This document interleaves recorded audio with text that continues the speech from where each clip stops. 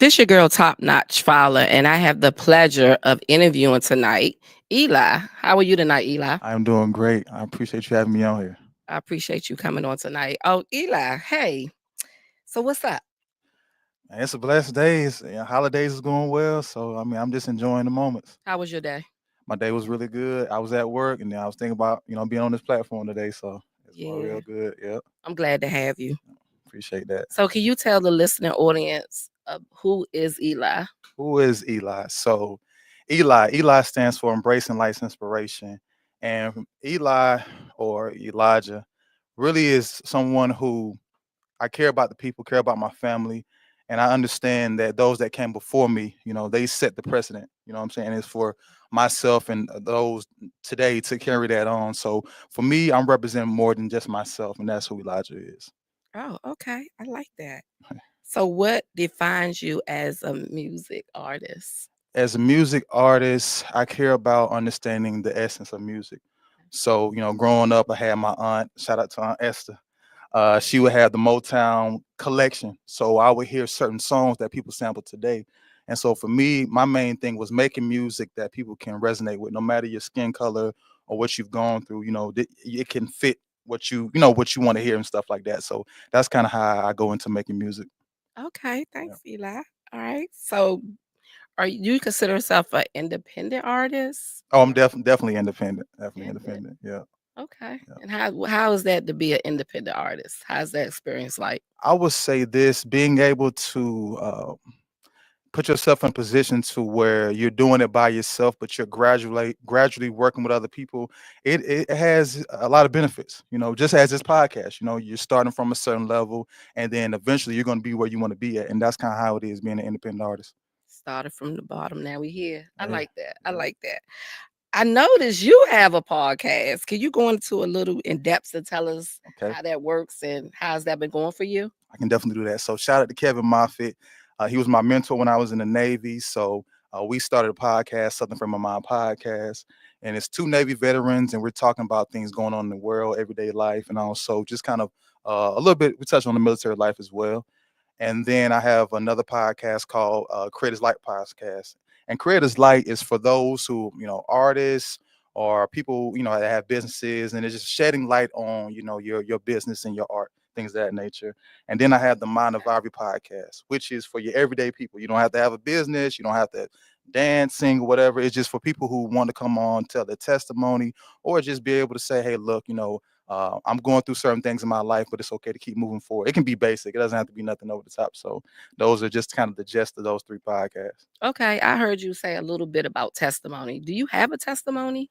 Yeah, I definitely have a testimony. So my testimony would be never giving up and understanding it. For those who believe in God, stay plugged in with God because He is the light. For myself, there was times in my life where I was trying to figure out who I was and what was best for me. And then through different things in your life, you get tested, and we're constantly tested. You're not going to make enough money to not be tested because we're living on this world, in this planet, and we're not in heaven. So the thing about it is we're gonna go through things to sharpen us. And when you're around people, you fellowship with the right people, it can really help you out. And so you don't have to feel like you got to be a loner. There's billions of people out here, so there's somebody that's gonna be your friend, somebody that's gonna care about you. You just got to find those right people. And for myself, once I started to move with that certain type of energy, then things kind of changed for me. And just always keep my faith in God. I Yeah. like that, Eli. Faith in God. Yeah. So are you primary centered in the DMV? That's your primary. Yeah, yeah. So I've been living in Virginia for roughly about 14 to 15 years now, but I, travel all throughout the DMV. Okay. So you're a Virginian Tonian.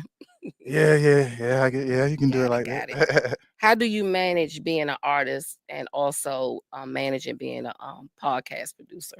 How was that? I would say for both, I give them both the same energy. I take time to uh, apply whatever is needed for my podcast and then for my music. And I'm always writing, so I'm always having different ideas and thoughts. So sometimes I might have a song that I could turn into a title for a podcast. So they can kind of go hand in hand sometimes. So I just try to utilize, my time and make sure that I'm not, you know, taking away from one and to just bring to the other. You know what I'm saying? There's days where I need to kind of chill on maybe the music and focus on that. That's what I do. Okay. So how is it kind of like managing the DMV scene? That's a great question. That's a great question. So for me, when I first started out, I started out in Charlotte performing. I would drive down there every so often, and I would go to some of the events they would have. Shout out to Blacktopia on Facebook. So I would go down there, and I started networking with them. That's when I got my first opportunity to perform down there. And so for me, I realized, you know what, I enjoy coming down to Charlotte, but I can also do stuff within my area, my community. And then I started doing that, and then I just started going throughout the whole DMV. Taking off. Got it. Yeah, yeah. So, what advice do you have for anyone in the artist scene in the DMV? I would say in the artist scene in DMV, but just in general, believe in what you have. You know, you may have a message that certain people want to hear that they're just accepting what's out right now. There's a lot of music or that's out that people just this is cool, but I wish they would talk about this or I wish they would talk about that. You know what I'm saying? Just be proud of what you have and don't I would say the biggest thing is don't compare yourself to the next artist. You're supposed to be different. You were born different, you were born unique, and keep, what I'm saying, your authenticity. Okay. So, what is your favorite genre of music? My favorite genre. Oh, that's a good one. That's a good one. It would probably be, I would say R&B. Okay. It'd probably be between R&B. I like jazz. My dad also he likes instrumentation as well. So sometimes just hearing just the music, or just the beat without even know lyrics behind it. I say I like that. You know what I mean? Okay. So, that being said, what would be some artists that throw some artists out for the listening audience? So for the audience, okay, I would say on the rap side, I like J Cole. Okay. Yeah. Okay, Jay. J. Cole, um, Motown records. I would say people like Smokey Robinson. I haven't listened to all his songs, but he wrote so many timeless hits that also helped the psyche of us as a community. So people like that, what I mean, I feel like have just made a big impression on me.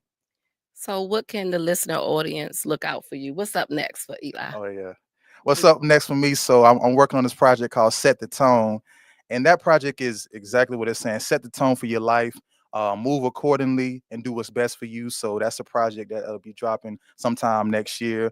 I have a few podcast episodes that I'll be dropping as well within the next few months. And for those who have listened to my latest project, Locked In, Definition of Love, I have a music video for that dropping on December 23rd. So be on the lookout for that. Okay, so you got a lot going on. Yes, indeed. I Yes, like indeed. For that. I sure. like For that. sure.